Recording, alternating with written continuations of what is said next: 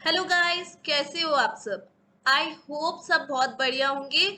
आज हम very important topic करने वाले हैं, इंडियन इकोनॉमी का चैप्टर 2।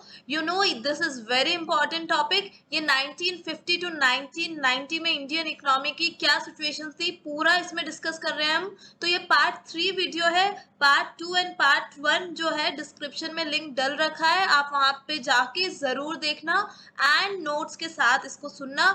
2-3 बार सुनोगे इजीली याद हो जाएगा।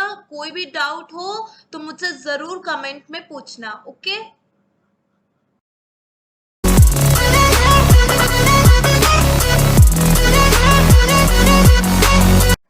तो इस वीडियो में मैं इंडस्ट्रियल सेक्टर डिस्कस करूंगी। मैंने लास्ट वीडियो में एग्रीकल्चर पूरा बताया था 1950 से लेके 1990 में। अब इंडस्ट्री में गवर्नमेंट ने क्या किया, क्या चेंजेस किए जो हमारे इकोनॉमी के लिए अच्छे थे, और जो चेंजेस किए उनसे नेगेटिव इम्पैक्ट क्या हुआ, ये भी डिस्कस करेंगे, ठीक है। तो ध्यान से सुनना।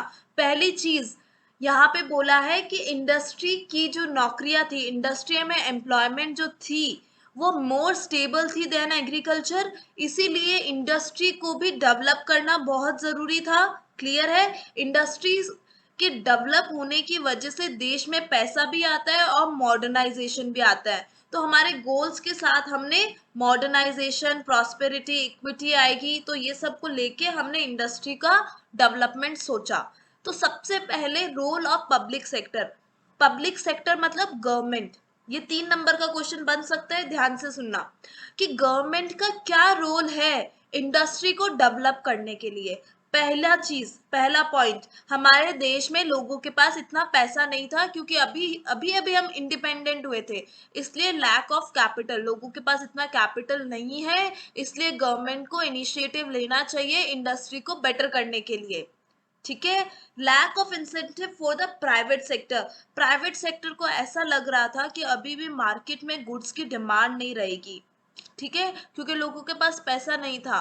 तो उन्हें लगा कि हमारे को इतना फायदा नहीं होगा, इसलिए लैक ऑफ इंसेंटिव रहा। शुरू से उन्होंने इंटरेस्ट नहीं लिया प्राइवेट लोगों ने, ठीक है, clear. And then social justice, कि गवर्नमेंट को सोशल जस्टिस, सोशल वेलफेयर के लिए लोगों को प्रोवाइड करनी चाहिए चीजें और इंडस्ट्री लगानी चाहिए, है ना।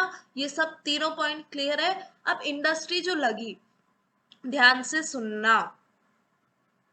बोर्ड में क्वेश्चन आया था कि फर्स्ट इंडस्ट्रियल पॉलिसी कब आई थी।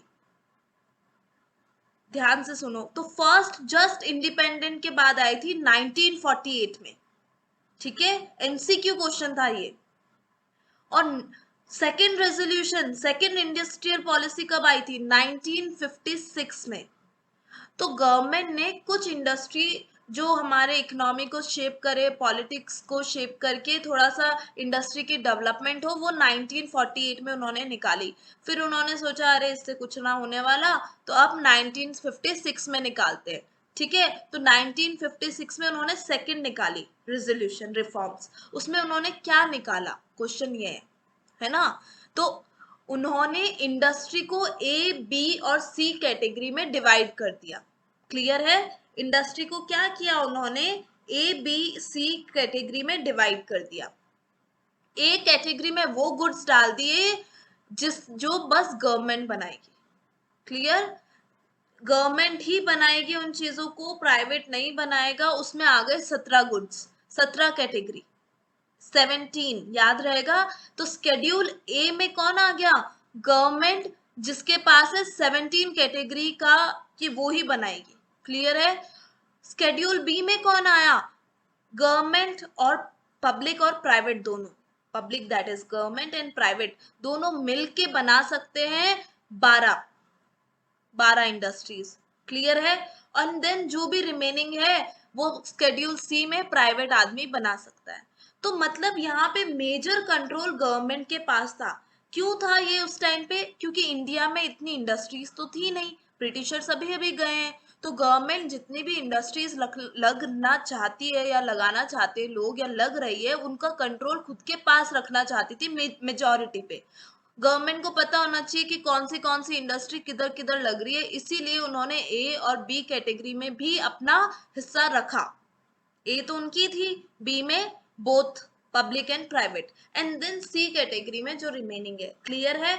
और एक और चीज इन्होंने करी, एक तो बांट दिया ए बी सी कैटेगरी में, दूसरी चीज क्या करी, लाइसेंसिंग, कि अगर आपको बिजनेस स्टार्ट करना है, फैक्ट्री स्टार्ट करनी है, तो आपको लाइसेंस लेना पड़ेगा, हर चीज के अंदर लाइसेंस। अगर आपकी एक ब्रांच है, आपको दूसरी ब्रांच भी लगानी है, तब भी लाइसेंस लेना पड़ेगा। क्लियर है? तो लाइसेंसिंग कंपलसरी कर दी कि लाइसेंस तो बिजनेस को लेना ही है, चाहे उसको एक्सपैंड भी करना हो तब भी लेना पड़ेगा, अगर उसको नया प्रोडक्ट लॉन्च करना है तब भी करना पड़ेगा। ठीक है, तो लाइसेंसिंग बहुत स्ट्रिक्ट थी। तो यहाँ पे इन दोनों पॉलिसी की जो नेगेटिव इम्पैक्ट और पॉजिटिव है, ये भी हम डिस्कस करेंगे। क्वेश्चन आते हैं, ठीक है, तो ध्यान से सुनना। आई होप यहाँ तक क्लियर है। ठीक है, अब हम थोड़ा सा नोट से समझते हैं एंड देन वापस मैं समझाऊंगी। तो यहाँ पे इंडस्ट्रियल डेवलपमेंट यहाँ पे लिख रखा है हमने, ये नोट्स डिस्क्रिप्शन में होंगे तो आप पढ़ लेना। Industry provides employment for which is more stable than employment in agriculture. ठीक है, role of public sector that is government. Government का क्या रोल है इंडस्ट्री डेवलपमेंट में? Important question, 3 markers, pre board में भी दे देते हैं। तो यहाँ पे lack of capital to undertake investment. Indian जो इंडस्ट्रियलिस्ट थे उनके पास इतनी कैपिटल नहीं थी, इतना पैसा नहीं था, अभी अभी हम इंडिपेंडेंट हुए थे, इसलिए गवर्नमेंट को करना चाहिए। ठीक है, lack of incentive for the private sector. मैंने कहा था प्राइवेट को लग रहा था मार्केट साइज बहुत छोटा है, डिमांड नहीं होगी तो इतना प्रॉफिट नहीं होगा, इसलिए उन्होंने इनिशिएटिव नहीं लिया। फिर social justice, the objective of socialist pattern of society is achieved only through the direct participation of the government. Government का पार्टिसिपेशन बहुत जरूरी है ताकि सोशल जस्टिस हो, इंडस्ट्रियलाइजेशन एक्सपैंड हो धीरे धीरे। ठीक है, conclusion, this means that the state would have complete control to those industries that were vital for the economy. ध्यान से सुनना, मतलब स्टेट मतलब गवर्नमेंट के पास पूरा कंट्रोल होना चाहिए, जो इंडस्ट्रीज वाइटल है, दैट इज इम्पॉर्टेंट है हमारी इकोनॉमी के लिए। ठीक है, अब मैंने ये समझा दिया। आगे पॉलिसी रेजोल्यूशन में समझा चुकी हूँ कि इंडियन पॉलिसी जो रेजोल्यूशन है, इंडस्ट्रियल पॉलिसी रेजोल्यूशन, वो 1956 में आई थी दूसरी बारी। पहली बार कब थी? 1948 में। 90% चांस है कि अगर क्वेश्चन आता है ना फर्स्ट इंडियन इंडस्ट्रियल पॉलिसी कब आई थी, बच्चे 1956 टिक करे, ये लास्ट ईयर आया है क्वेश्चन, इसीलिए मैं बार बार डिस्कस कर रही हूँ कि 1948 में फर्स्ट टाइम आया था। तो 1956 में क्या हुआ, सेकेंड टाइम में क्या हुआ कि industrial policy is a comprehensive package of policy measures taken which covers various issues connected with different industrial enterprise of the country. ठीक है, अब यहाँ पे दोनों मैंने लिख रही है, फर्स्ट कब आई है 1948 में और सेकंड कब आई है 1956 में। आई होप आपको क्लियर है ये चीज, this is very important question. आगे है कैटेगरी जो 1956 में जो पॉलिसीज आई, 48 के बारे में डिस्कस नहीं किया, 56 के बारे में हमने डिस्कस किया है कि 56 में जो आई वो इंडिया ने अडॉप्ट करी। उसमें क्या क्या हुआ, स्केड्यूल ए बी और सी में बांट दिया, ये मैंने बताया आपको। क्लियर है? स्केड्यूल ए में कितनी इंडस्ट्रीज थी, याद होना चाहिए 17, और स्केड्यूल बी में only 12 and remaining in schedule C. तो ए में क्या था, ए की जितनी भी इंडस्ट्रीज थी वो गवर्नमेंट ओन थी, स्टेट ओन मतलब गवर्नमेंट, और 17 इंडस्ट्रीज में थी जैसे कि आर्म या फिर आर्मी वगैरह, ये सब डिफेंस है ना, atomic energy, heavy and core industries, aircraft, oil, railway, shipping, मतलब मेजर स्केल पे ये सारी चीजें गवर्नमेंट के पास थी। डिफेंस हो गया, पेट्रोल, एटॉमिक एनर्जी हो गया, वाटर, समझ रहे हो बात को, electricity, heavy and core industries, metal की, स्टील की जितनी भी इंडस्ट्रीज थी, एयरक्राफ्ट था, है ना। क्लियर है? आगे है स्केड्यूल बी। स्केड्यूल बी में क्या हुआ, 12 इंडस्ट्रीज थी जो बोथ स्टेट ओन भी थी और प्राइवेट ओन भी थी, दोनों का मिक्सचर था। तो state would take initiative of setting up industries and private sector will supplement efforts of the state. ध्यान से सुनो, this schedule includes aluminium and other mining industries, machine tool and fertilisers. ये दोनों मिक्स, ठीक है, दोनों मिक्स थे जो गवर्नमेंट और प्राइवेट सप्लीमेंट में चलेगा, साथ साथ चलेगा। ठीक है, स्केड्यूल सी, ये क्या हो गया, रिमेनिंग इंडस्ट्रीज जो प्राइवेट ओन कर सकती है। क्लियर है। अब आगे क्या हुआ, ध्यान से सुनो। Industrial licensing. अब तुम कुछ भी इंडस्ट्री लगाओ, तुम्हें गवर्नमेंट के पास जाके उनका लाइसेंस लेना पड़ेगा, परमिशन लेनी पड़ेगी। तो एक यहाँ पे चीज है कि an industrial licence is very important topic, आ जाता है बोर्ड्स में, प्री बोर्ड्स में। तो an industrial licence is a written permission from the government to an industrial unit to manufacture goods. ठीक है, ये एक्ट के फॉर्म में हमारे पास क्या क्या होगा यहाँ पे, setting up of new industry अगर आपको लगानी है तो लाइसेंस लेना है, एक्सपैंड करना है तब भी लेना है, अगर प्रोडक्ट नया बना रहे हो तब भी लेना है। ये मैंने एक्सप्लेन किया था, याद है जब मैंने एक्सप्लेन किया था। तो अकॉर्डिंग टू इंडस्ट्रियल लाइसेंसिंग हमें no new industry is allowed. अगर आपके पास लाइसेंस नहीं है तो आप इंडस्ट्री नहीं लगा सकते, है ना, इजी है।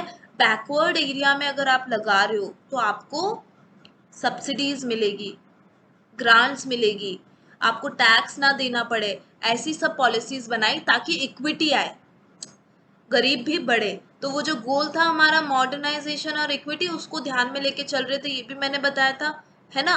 आगे, licence was needed even if an existing industry want to expand, ये भी मैंने बताया था, है ना। क्लियर है, इजी है ना। आगे चलते हैं, अब स्मॉल स्केल इंडस्ट्री की बारी।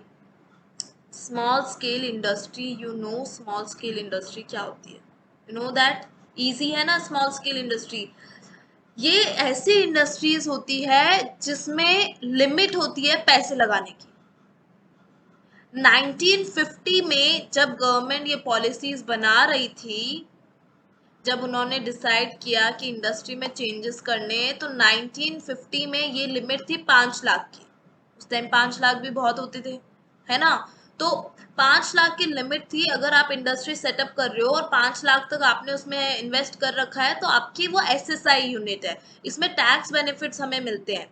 ठीक है, एम्प्लॉयमेंट अपॉर्चुनिटी लोगों को मिलती है, क्योंकि अगर आपको 5 लाख के लगाने हैं तो आप बड़ी बड़ी मशीनरी तो नहीं खरीद सकते जो इतनी महंगी आती है, आपको लोगों से ही काम करवाना पड़ेगा। तो इससे क्या होगा, एम्प्लॉयमेंट बढ़ेगी। अलग अलग जगह तुमने अभी भी देखा होगा, वेरियस हैंडीक्राफ्ट चीजें बनती है, बैग्स बनते हैं, कारपेट्स बनते हैं, एसएसआई, क्योंकि वहां पे लेबर काम करने जाती है, लेबर वहां काम करती है, अर्न करती है, डेली वेज एम्प्लॉयमेंट है एक तरीके से, है ना। वैसे अभी तो सब बंद है, बट समझ आ रहा है ना। हम्म। तो यहाँ पे एसएसआई एक कैटेगरी बना दी गवर्नमेंट ने, कि इस कैटेगरी में कुछ प्रोडक्ट्स लिमिटेड है जो इसी में रहेंगे, जो एक प्राइवेट बड़ा आदमी इंडस्ट्री लगा रहा है तो नहीं बना सकता। क्लियर। इससे क्या होगा, नौकरियां मिलेगी लोगों को, जो कम कैपिटल में इन्वेस्टमेंट करना चाहता है, फैक्ट्री लगाना चाहता है, इंडस्ट्री वो लगा पाएगा, है ना। ठीक है, तो यहाँ पे हम पढ़ेंगे इसका कि a small scale industry is defined with reference to maximum investment. मैंने बोला था इन्वेस्टमेंट पे डिपेंड करेगा on the assets of unit. The limit was 5 lakh in 1950 और अभी कितनी है, 1 करोड़। क्लियर है। आगे है, इस इंडस्ट्री से क्यों क्यों गवर्नमेंट ने इनको प्रमोट किया और क्यों कुछ चीजें इन्हीं के पास फिक्स रख दी, ताकि एम्प्लॉयमेंट जनरेशन हो। इसका पॉइंट आ सकता है एम्प्लॉयमेंट जनरेशन, या फिर बिग फर्म से हमें बचाव मिले, कुछ प्रोडक्ट्स रिजर्व कर दिए इन्हीं के पास, है ना, और इनको कंसेशन दी, अलग अलग टैक्स बेनिफिट्स दिए, एक्साइज ड्यूटी के बेनिफिट्स दिए, और अगर तुम लोन ले रहे हो और एसएसआई लगा रहे हो तो तुमको इंटरेस्ट कम देना पड़ेगा, ये सब बेनिफिट्स दिए। इजी है, आई होप इतना समझ आ गया होगा, है ना। बहुत इजी है इंडस्ट्री, एग्रीकल्चर जैसे कॉम्प्लिकेटेड नहीं है, बस इतना याद रखना है, ए बी सी कैटेगरी में बांट दिया, 17 गवर्नमेंट के पास और बी कैटेगरी में 12 दोनों के पास, और लास्ट में रिमेनिंग सी में। और लाइसेंसिंग कंपलसरी कर दी, चाहे आप कुछ भी करना चाहो आपको लाइसेंस करना पड़ेगा। फिर एसएसआई बता दिया, है ना। तो आगे बढ़ते हैं, अब हमने इंडस्ट्री करा सेक्टर, अब फॉरेन ट्रेड करेंगे। जैसे मैंने तुम्हें फर्स्ट चैप्टर में बताया था कि हम हर एक सेक्टर को पकड़ के उसकी स्टडी करेंगे, तो यहाँ पे फॉरेन को पढ़ते हैं। फॉरेन सेक्टर में तुम्हें पता है ईव में क्या हुआ था, याद है फर्स्ट चैप्टर में जब इंडिया 1947 पे ईव पे फॉरेन सेक्टर की क्या सिचुएशन थी, कि हम बाहर डिपेंडेंट थे फिनिश प्रोडक्ट पे, हम बाहर रॉ मटेरियल भेज रहे थे और फिनिश गुड प्रोडक्ट ले रहे थे चीप रेट पे। अब उसी चीज को यहाँ सही करना है ना। यही तो चैप्टर है कि बेटर कैसे हो इंडिया, इंडियन इकोनॉमी बेटर कैसे हो। तो हमने क्या किया, सबसे पहले गवर्नमेंट ने कहा जो भी तुम बाहर से फिनिश गुड मंगवाते हो ना, उसको क्या करो, इंपोर्ट सब्स्टिट्यूशन। दैट इज, जो भी चीजें बाहर से आ रही है उसको सब्स्टिट्यूट कर दो डोमेस्टिक गुड्स से। सेल्फ रिलायंट बनो, बाहर के प्रोडक्ट्स को मत खरीदो और इंडिया में वो चीज बनाओ। कैसे पॉसिबल है ये चीज, अगर बाहर से कोई चीज महंगी पड़ेगी तभी पॉसिबल है। तो गवर्नमेंट ने कहा बाहर की चीजों पे है टैक्स, अब जो भी इंपोर्ट करोगे उस पे होगी टैक्स। ठीक है। फिर गवर्नमेंट ने और क्या कहा कि quota, that is quantity restriction भी है। टैक्स तो है ही, साथ ही साथ अगर तुम्हें मान लो 10 जीन्स मंगवानी है तो 10 के बजाय तुम एक ही मंगवा सकते। तो क्वांटिटी रिस्ट्रिक्शन भी हो गया, एक प्रोड्यूसर एक लिमिट तक ही गुड्स मंगवा सकता है। क्लियर है। तो यहाँ पे अब हम बुक से थोड़ा सा देख लेते हैं कि फॉरेन ट्रेड में क्या क्या चीजें इंपॉर्टेंट है, क्या क्या लिख रखा है। Import substitution refers to the policy of replacement of imported goods by domestic products, है ना। क्यों, क्यों ऐसा गवर्नमेंट ऐसा क्यों चाहती थी। पहला कि इंडिया की जो फॉरेन करेंसी, जो इंडिया का इतना ज़्यादा पैसा फॉरेन एक्सचेंज बाहर जा चुका था कि अब हम नहीं चाहते थे और जाए। इसीलिए तो पहला क्या हो गया यहाँ पे, क्यों ऐसा किया, savings of precious foreign exchange, है ना। And then achieving self reliance, self reliant बनना था, आत्मनिर्भर जिसको बोलते हैं। वेरी इंपॉर्टेंट टॉपिक, पिछले साल नहीं, पिछले साल नहीं, सैंपल पेपर में इस साल का क्वेश्चन है। सेल्फ रिलायंट है हम, सेल्फ रिलायंट को प्रमोट कर रही है गवर्नमेंट, तो क्या बेनिफिट्स है उसके और क्या। ये क्वेश्चन था इस बार, क्या होता है सेल्फ रिलायंट, सैंपल पेपर में था। तो ये क्लियर है, गोल्स में मैंने बता दिया था इस वीडियो के फर्स्ट पार्ट में, है ना। आगे हमारा टैरिफ एंड कोटा मैंने बता चुकी हूँ मैं। और रीजन क्या थे इंपोर्ट सब्स्टिट्यूशन के, कि हम प्रोटेक्ट रहे, इंडिया को अभी भी डेवलप होना है, इंडियन इकोनॉमी इतनी डेवलप तो नहीं हुई, अभी अभी ब्रिटिशर गए, तो हमें, हम प्रोटेक्ट हुए बाहर की जो डेवलप कंट्री है उससे। और इंपोर्ट्स पे रेस्ट्रिक्शन लगा देंगे तो हमारा फॉरेन रिजर्व जो है नीचे नहीं जाएगा, है ना, फॉरेन रिजर्व हमारे पास रहेगा। आगे चलते हैं। अब वेरी इंपॉर्टेंट टॉपिक जो मैंने तुम्हें कहा था कि इंडस्ट्री के positive and negative impact, important है, बहुत ज्यादा इंपॉर्टेंट है, ध्यान से सुनो। देखो, इंडस्ट्री में हमने ए बी सी कैटेगरी में बांट दिया। हमने एक तरह से इकोनॉमी को शेप दिया, इंडियन इकोनॉमी को जो ब्रिटिशर्स पे डिपेंडेंट थी, कि ऐसी ऐसी इंडस्ट्रीज है, ऐसे ऐसे लगानी है, उनको लाइसेंस भी दिया, है ना। तो इनडायरेक्टली इंडस्ट्रीज तो सेटअप होने लग गई इंडिया में, क्योंकि इससे पहले तो बस एग्रीकल्चर ही था, है ना। तो यहाँ पे पहला पॉइंट क्या हो गया, rise in industrial share of GDP, GDP increase होगा। क्लियर। नेक्स्ट है डाइवर्सिफिकेशन, इंडस्ट्री को एक डाइवर्सिफिकेशन मिलेगी। पहला, जीडीपी इंक्रीज हुआ, बहुत सारी इंडस्ट्रीज लगना एटलीस्ट स्टार्ट तो हुई, तो इनडायरेक्टली हमारी जीडीपी बढ़ने लग गई।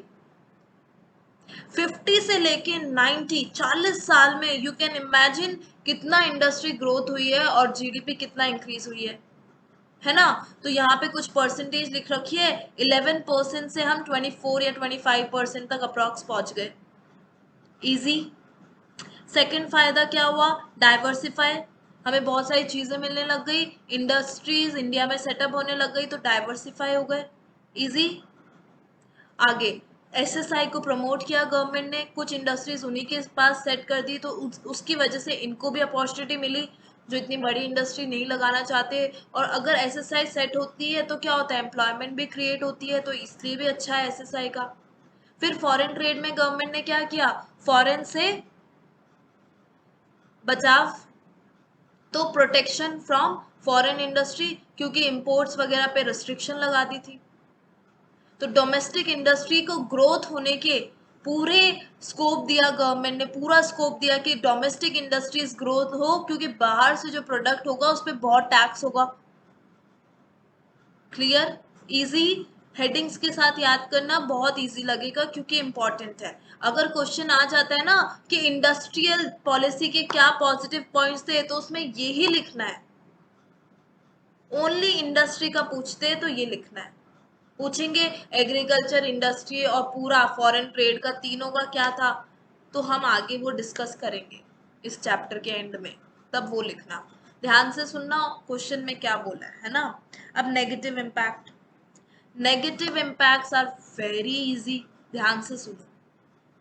पहली चीज, गवर्नमेंट का बहुत कंट्रोल था, हर एक चीज गवर्नमेंट के हाथ में थी। पहले इंडस्ट्री 17 गवर्नमेंट चला सकती है, उसके बाद जो 12 है उसमें भी गवर्नमेंट है।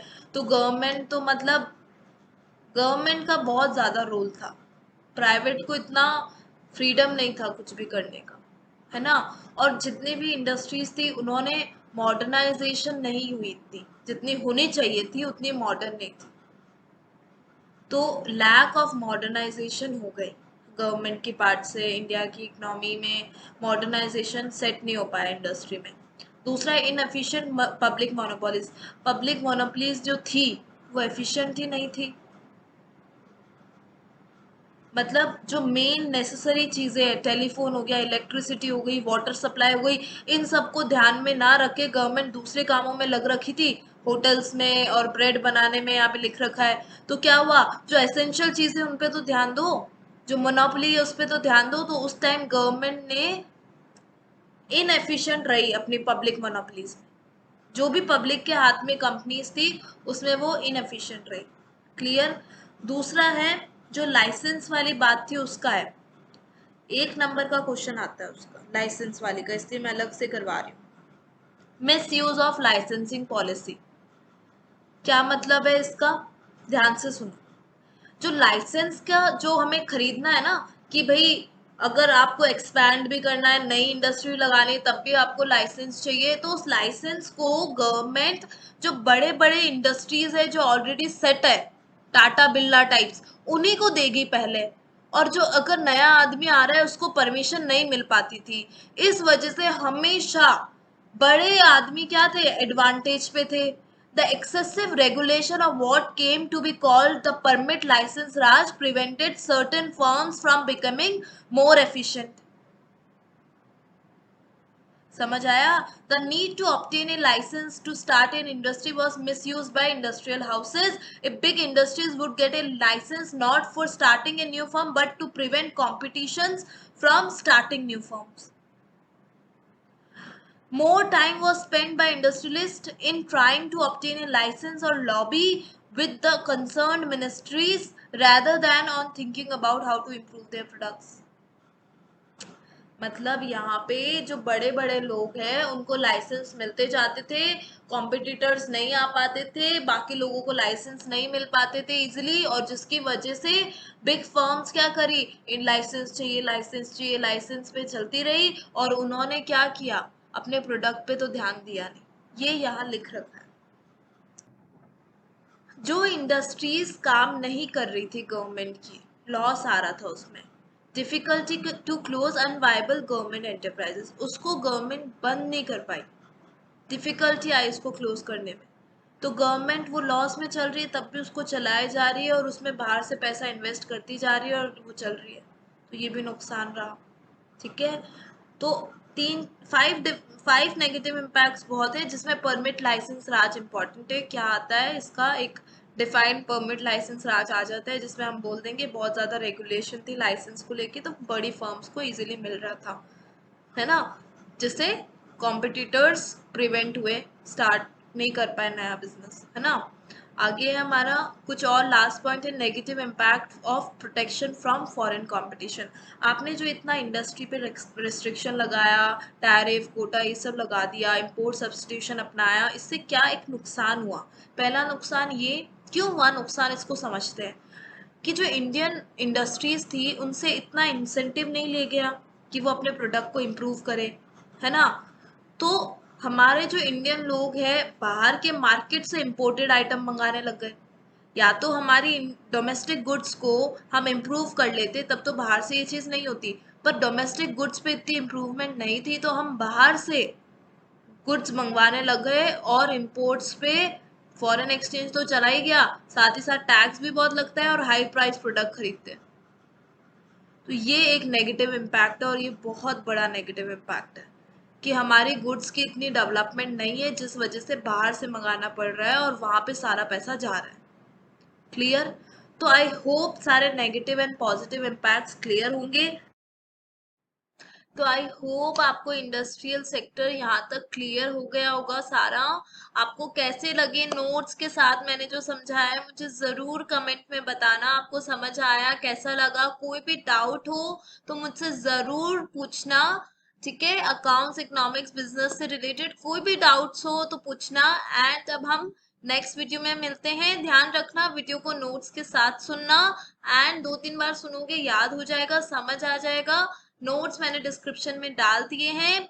प्लीज जरूर जरूर सब्सक्राइब करो चैनल को ताकि डेली आपको वीडियो मिलते रहें। एंड सपोर्ट के लिए बहुत थैंक्स, बहुत बहुत बहुत सारा थैंक्स। इतना सपोर्ट मेरे को अपने स्टूडेंट से मिल रहा है। I am so lucky.